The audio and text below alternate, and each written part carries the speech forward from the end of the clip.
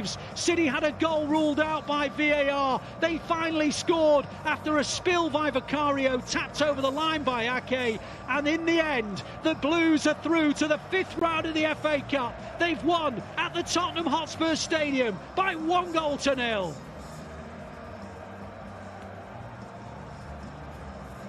Well, let's go back to the studio and join birthday boy Michael Brown, well, +1, and, of course, Brian Barry Murphy and Natalie. Thank you so much to Alistair Mann and to Andy Morrison. We've done it! We've done it! We've scored a goal at Spurs. We've beat them in the FA Cup. We are through to the 5th round. Again, I've lost count now of how many years in a row we've got through to the 5th round and further, but we have done it. City have beaten Spurs 1-0. Were you getting a little bit nervous towards the end there? Were you expecting a replay? I was very nervous, but no need to be nervous because Nathan Ake popped up and saved us the replay and got us through to the 5th round. I'm still joined by Michael Brown and by Brian Barry Murphy. Look at the celebrations there on the pitch with the players and the 9,000 travelling Blues. Well done to all of them. They are either driving back, getting a coach, or staying over and having a party. Brownie, what did you make of it? Yeah, I mean, it was all about that control, just keep going, being patient, and find it'll happen. You know, they made those changes, and at that point, look at the delight. They know that's it. Them players know, the supporters, the manager. It was tense. It's a big game, isn't it? It's a hard place to go. Fantastic scenes. Look at the delight of Pep Guardiola. Big result. A really, really top of professional performance, and that's what you get, the celebrations, walking to that crowd in the corner, fantastic from everybody. And how nice that somebody who doesn't always get the accolades, Nathan Ake, to finally get it. He had a little bit of a wait, but really exciting end to the game. Yeah, it was a nervous wait. It was for you. You were an absolute nightmare waiting for that to go through, weren't you? Like, what's going to happen? And you're jumping up and down, but I didn't want to she celebrate. Didn't have much space, did she? We said just be patient. These two were just like, that's definitely a goal. There's absolutely no problem. They were cool as anything. I was like, I don't want to celebrate. I don't want to, and it was. But it was a nervy moment because it went to VAR. And Brian, even though you were saying it's definite, you still never know what's going to happen with VAR. Yeah, I think Paul Tierney is a very good referee, and I think he would have known that was definitely not a free kick because Vicario was, as Michael mentioned, was targeted before that. He's an exceptional goalkeeper, but he looked a little bit vulnerable when the ball was going under the crossbar. And Ruben is very professional. He was definitely using some gamesmanship in terms of intimidating him, and you could see the result was he flapped at that cross, and it was very good finish by Nathan to be on the spot, I think. That's little detail. You know, you talk about the planning that we mentioned at half-time, about what you see, what you do. So Ruben Dias, they've realised that there's a target there. They're going to hit the ball right on top of the goalkeeper. And at times we see City will go short, they'll play the next one, they'll come to the edge of the area, little clever ones. It's actually a direct, sort of old school, like, let's hit it on top, and Ruben Dias will... They obviously think that the goalkeeper's a little bit, you know, unedgy, a bit vulnerable at the time, and they got it. And he come over the top, didn't he? He just wasn't confident, and I'm sure, you know... He'll know about this, but I think that's brilliant professionalism from Ruben. He's bumping him in the chest and he's knocking him. He looks a little bit ruffled by what he's done on the previous 3 corners. And he knows it's coming. Like Carlos Vicenza's the corners, and they didn't vary the corners at all. Everyone was in there for a specific reason.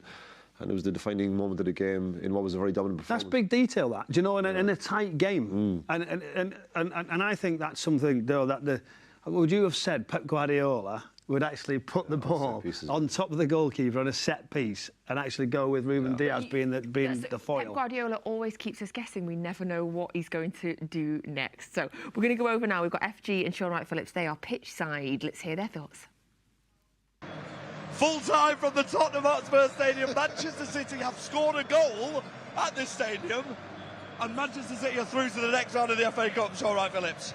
Well, Pep definitely got his New Year's resolution wish very, very early, and you can see what it means to the fans and the players to win this game here. It shows how much of a tough opponent Spurs is, so I think congratulations. It's almost written in the stars that 9,000 Manchester City fans have been able to celebrate an iconic moment scoring at this lovely stadium for the first time, and also a sensational performance by the team. As we see the players behind us, look, let's talk about Rodri for a minute, how much it means to him. He always looks so exhausted after coming off. He gives everything every week. Honestly, I was going to say the opposite. I was going to say he's one man that always looks like he just never breaks a sweat when he's playing football. Listen to the 9,000 fans now. They're going absolutely crazy. And you can hear the roar, and that was Pep Guardiola going over to the Manchester City fans. As the players come off, all smiles, all round. We're in the hat for the next round, Shaun.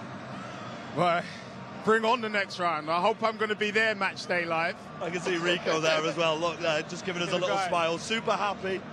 Look how happy he is. It's a massive, massive moment for this football club. But also, if you didn't already know about the quality of this team, you can never doubt them, can you? No, you can never not doubt them. I think they played well. They nullified Spurs on the transition. They made it difficult for them when they break it. I don't recall Spurs even having a shot on target. So it showed you how well we defended as a team today as well. And the goal at the end, Ruben Diaz was involved. He's obviously got his new fresh trim. Maybe the fresh trim does work. Shall take off that? I think that's a perfect way for us to stand up as we see how happy the coach and staff is. There's such a massive, amazing team here. Shaun's taking his beanie hat off because from now on Matchday Live, you need to have fresh trims and fresh trims only, don't you? 100%. Manchester City win at the Tottenham Hotspur Stadium. 1-0. See you guys soon. Let's enter the studio. Right, for the 5th round, we're going to have to take a vote who's having their haircut. Well, FG probably needs one, doesn't he? Yes. It's a little bit fluffy, isn't it? Always FG, Needs yes. to be sharpening up.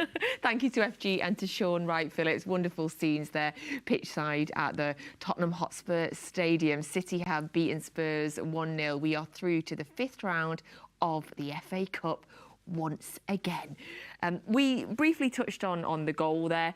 I mean, really interested to get your thoughts, though, on sort of the game as a whole, because, Brian, obviously, you sort of said 4-2 is your prediction. Yeah, that's my I would have gone 4-3. I think the world was expecting goals.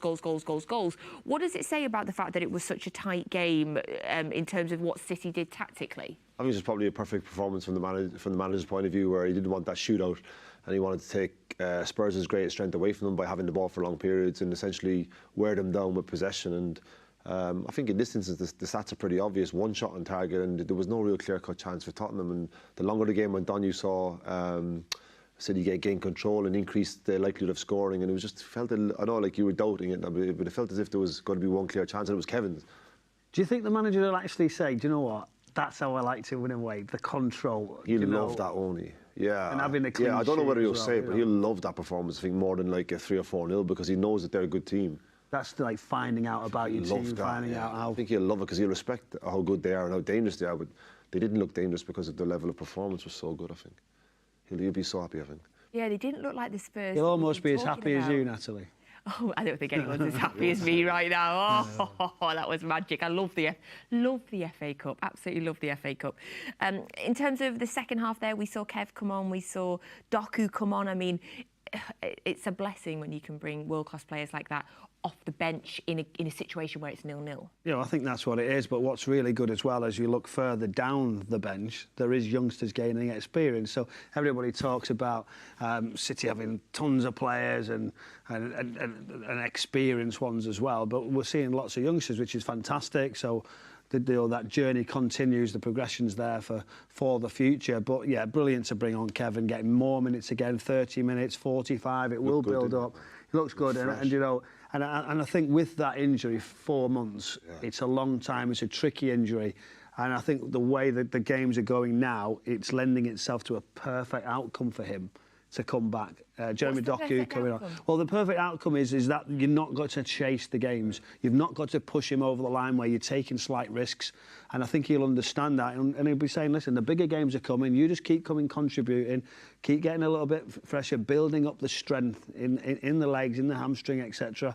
And it's a really good, because there's other areas as well. I think the rehab's been unbelievable. But again, you can, you know, when the games are tight or there's certain things happening, maybe there's a big game next week, you're tempted to go and push him in if there's an injury there. But the squad's looking good, and it's the right time. So fantastic for Kevin. Jeremy Doku comes on as well. His first moment was that slip, wasn't it? And you're thinking, oh, what's going to happen now? But he's involved, he's creating things, and it was just a solid performance. I'm sure we would have all liked it to be a little bit more comfortable. We might have seen a couple more changes, but you have to win hard. You have to win that fight at times, and that, I think, it's a great sign that you can win like that. You know, going forward, when you start getting the bigger games, the title comes into it, later stages of Champions League, and you know, that was something I think you can build on. Very much. The attacking, not just the attacking players, obviously. I want to give it a mention to the defence as well. In particular, Kyle Walker had a moment in that second half where we saw the advantage again of his great speed, Brian.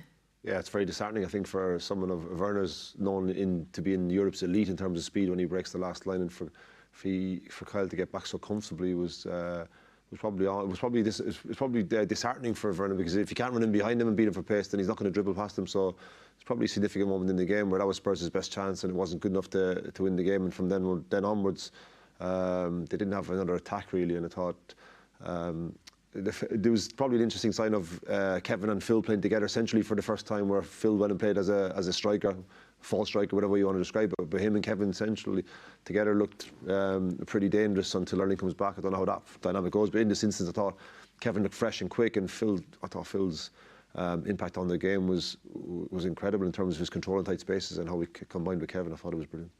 Just a little reminder that there's a certain Erling Haaland yes to come back at some point and to fit into this winning team. And I feel like Kyle would have loved that moment. What, Kyle? That's it. You'll never hear the end of it. Because when someone's got a charge, I'm always thinking someone cut across him, so I'd have to hear it again. You know about how quick he's recovered. But you know what? That he was tested there, and I thought if Timo Werner would have just pushed it across him, I think he tried to, but his touch wasn't good enough. And it was, the turbos were back out, just dropped a gear, and then he recovered well. So it was a good moment. That's about those recovery runs. And again, me talking about Nathan Ake getting that reward of a goal, getting some credit. These are the little moments that can make a difference, and obviously limited Spurs to only a couple of opportunities. Yeah, and although obviously Spurs only had the one shot on target, Stefan Ortega keeps another clean sheet.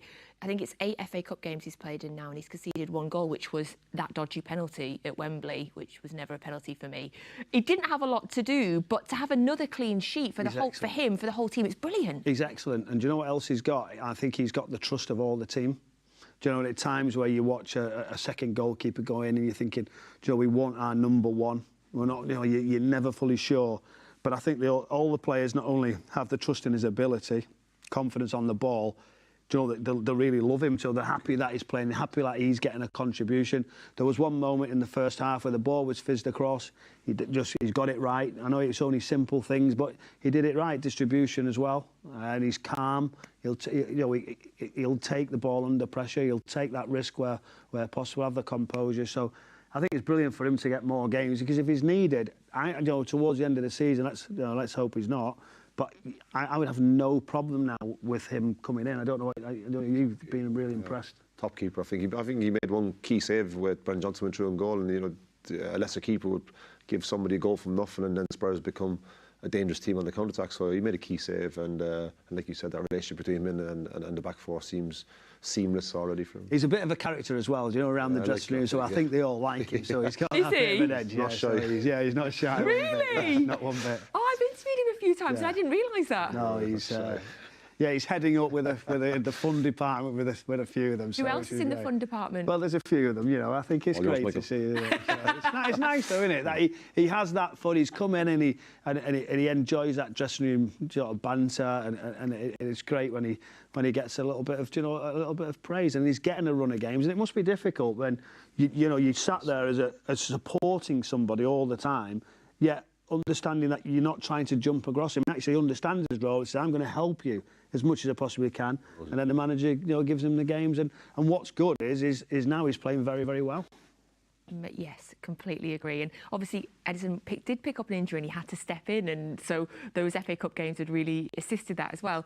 In terms of the importance of not having a replay, I mean, I kept jokingly saying, Brian, I don't want a replay. But the games are starting to come thick and fast again. If we'd have had a replay, that would have added another midweek game. The Champions League's about to start again. Yeah. So the fact that City have avoided that and avoided that extra game, how important is that?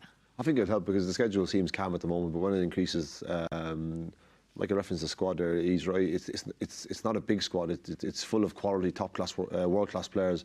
But the fact that so many of our players get so many opportunities is down to the fact that Pep keeps a really small squad, where every player thinks he's got a really strong chance of playing, and I think that's a very healthy environment. So, the extra game wouldn't have helped any players who are coming back from, I suppose, or being vulnerable after the break. So you'll be happy with that.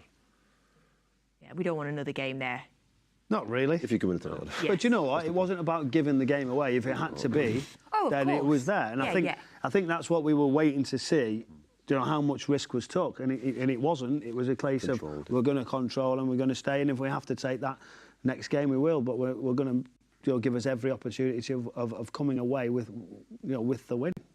Well, it was not such a busy night in the FA Cup, so there was 4 FA Cup games taking place tonight, and we were the only one with a victory of the 4 games. The other 3 ended in draws. 2 of them ended in 0-0 draws as well.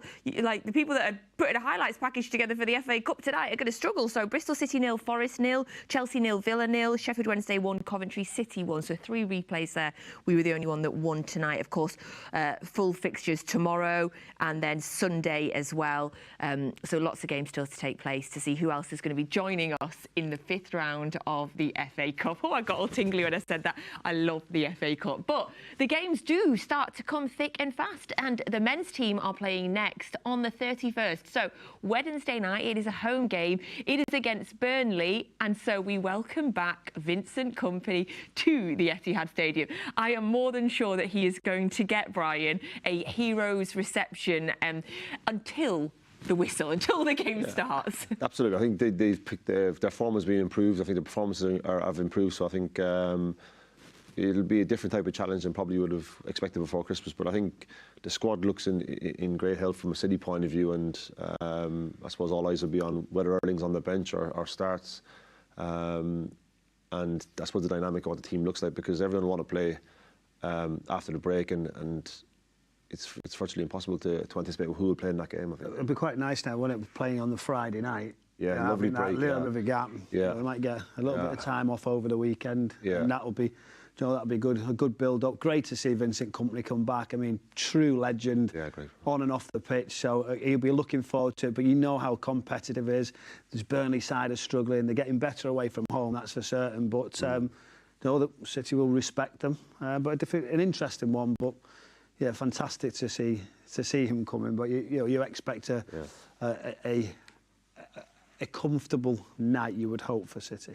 Yeah, because Burnley obviously they're sitting in the bottom 3 currently. They had a couple of good wins recently. I think it was Fulham that they played against. They've had some competitive games, the Luton game.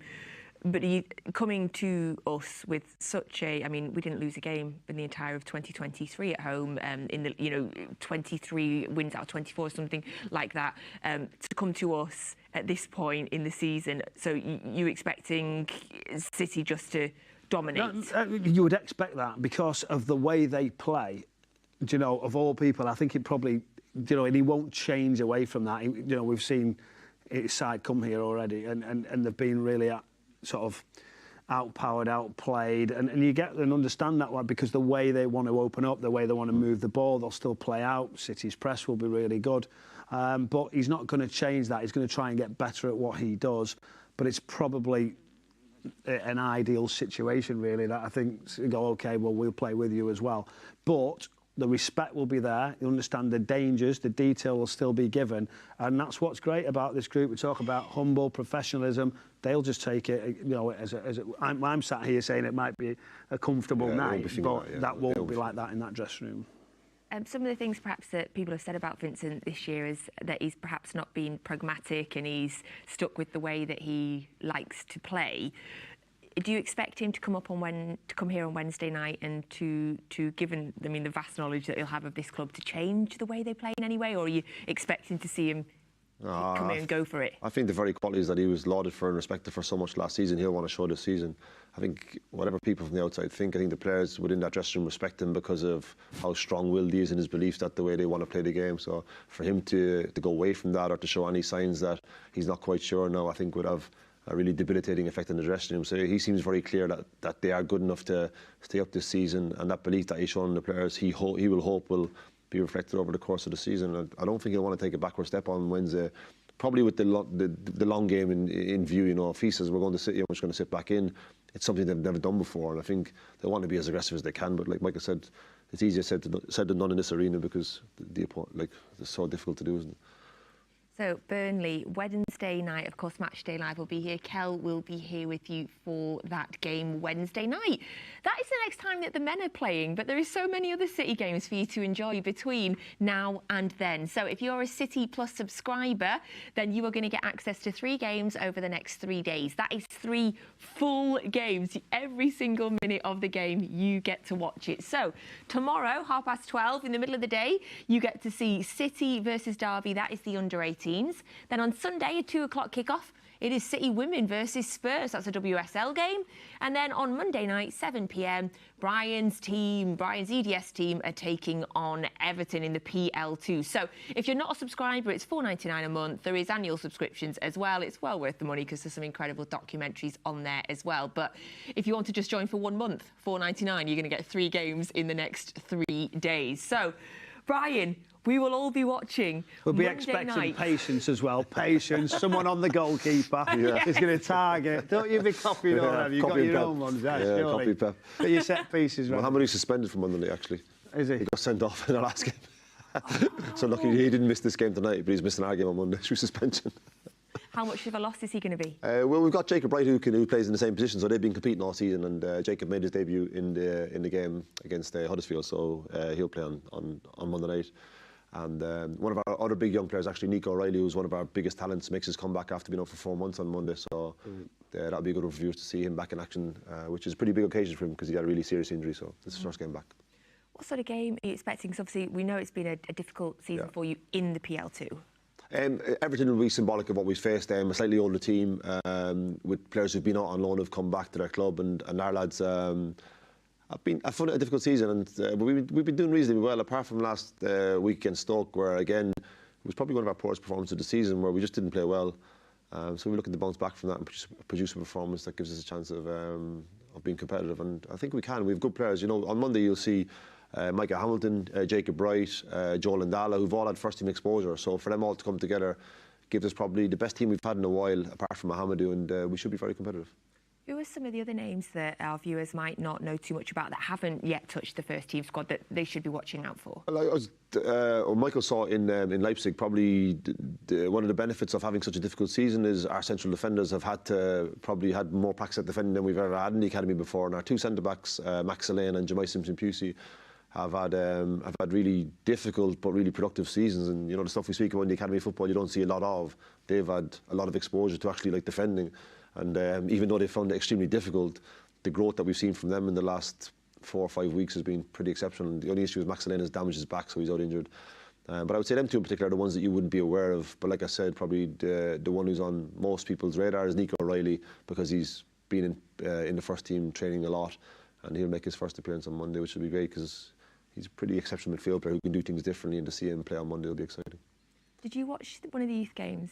Yeah, I was out in Leipzig for Matchday Live, so I've seen little bits, and we had conversations, we interviewed and talked about what's expected. And I sat actually behind him and watched, and I was actually, and he knew I came over the second half. He had a little look, and he was like, "What are you looking?" He knew I was to speak to afterwards. And I actually said, you know how calm he was and how encouraging, and it was really nice. And that's where I come down to, actually, not a game of you have to win, you have to do this, and it was a case of carrying on that development and continuing. That's what I seen the difference, because I've never really had that, because our mind was always win, win, win, do as good as you possibly can. And it's a different. He's nice natured. He's not going to say it, but he's actually very encouraging to the group, and just keeps giving details, keep giving confidence, and it was good to be first hand right behind it, you know. Yeah, I sat in the game in Copenhagen, a couple of rows behind, and yes, really enjoyable, thoroughly Next time we go, it might be a bit more like... Yeah, get away, you two. Sit in the back, giving my secrets away. Don't say the same thing. So it's PL2 Monday. Yep. You were mentioning to us before, when is the draw for the next round of the UEFA Youth? I think the draw is on the 9th of February, and I think the round of last 16 is on the 29th of February. Brilliant. Thank you so much. Pleasure. Best of luck for Monday night. We will all be watching. Everyone that has City Plus subscriptions will be watching and supporting you through our televisions and devices.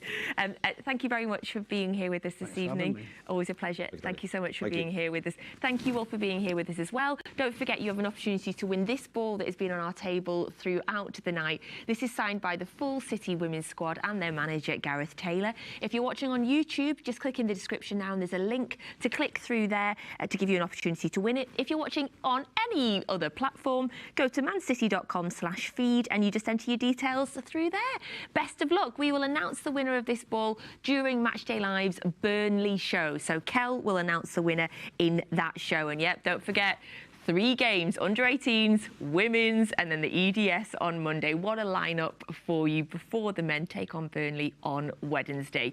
What an incredible evening. We have done it. We have scored against Spurs in their stadium. We are through to the 5th round of the FA Cup again. And the match winner, Nathan Ake, is joining us now. Thank you, Nathan. We love you. We love you all. We'll see you Wednesday. Nathan, you rarely get the feeling of scoring a goal, never mind a late winner. So just describe how that was at the end for you. No, it was a great feeling. You know, at one point you start to wonder, are we ever going to score here? But yeah, to do it in front of our own fans over there was yeah, amazing feeling. And you mentioned the fans as well. You went straight over to them, celebrating with them. How big a moment was that? Yeah, a big moment. They came in numbers today. They were very loud the whole game, and you know it's not easy to get here. So no, thanks to them. Yeah, we stayed in the game. We had a lot of energy, and them as well. So no, I'm so happy for the fans, and especially the ones who came out of here. Watching from the sidelines, it felt like an excellent performance. We were on top most of the game. Would you agree with that? Yeah, no, I felt we played really well on the ball, off the ball. I think the energy we put in.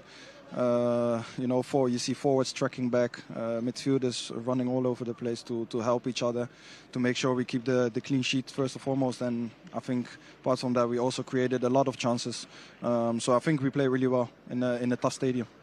And that's the second game in a row that we've scored a late winner. This team just goes to the end every single game, don't we? Yeah, we know, you know, this is the stage of the season where games like this, if you lose, you're out. I think we played with that hunger today, knowing that if you lose, you're out. So we want to make sure we keep on going, keep fighting, and I think today we showed that. A lot's been made of our poor form at this ground. Do you think that result might just lift the pressure a little bit when we come back here? Yeah, maybe, but we still know it's going to be a very tough match again when we come here in the league. So everyone knows that they're a great team. Even today, you know, at any moment they can create chances. So yeah, they're a tough team. So I think that's why we should be incredibly proud how we play today. And it's 10 games unbeaten across all competitions now. How is the confidence in the dressing room? Yeah, very good. I think we're feeling good. We had a good trip away. You know, we trained really hard. Trained on a few things, and yeah, I think to come back with a win like this is yeah, a very good step forward, and it gives you even more of a boost to keep going. Nathan, well played today. Cheers. Thank you. Thank you very much.